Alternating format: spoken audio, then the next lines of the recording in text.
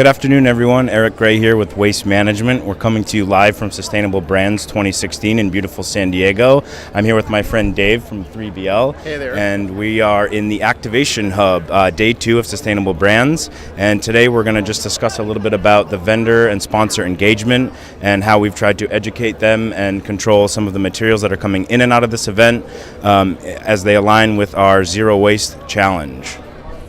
Great. You want me to tell you a little bit about my meeting Eric? I'll tell you. This is my first year exhibiting at Sustainable Brands. I've attended before, but as an exhibitor, I was interested in finding out kind of what the rules would be about taking material in and out of the Activation Hub, as they call the exhibit hall. And Eric sent this questionnaire, and I figured, there's no harm in answering it honestly, because we weren't doing anything wrong. So I told him, we're bringing, our booth, and we're going to have a couple chairs, and that's it. And then we're going to also have, LED lighting, which is sustainable. But there was a question, are we giving anything away? And I did answer that openly and said, we're going to give away these ginger chews from Trader Joe's. They're made by the ginger people, and they're organic, and they're made with cane sugar, and they're wrapped in paper, and all of this is good, right? And who doesn't like ginger? So I figured that the paper would compost nicely, and there wouldn't be any problem. Eric, being the detail-oriented guy you are, went to the website for the ginger people and found out that there's a little piece of wax paper to keep these things from sticking to the paper in the package.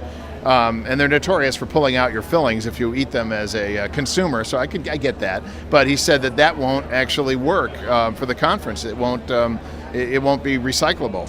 So we sent a quick note back saying, no problem, Eric, any suggestions on anything else to give away? And lo and behold, he showed up at the conference. He frisked me.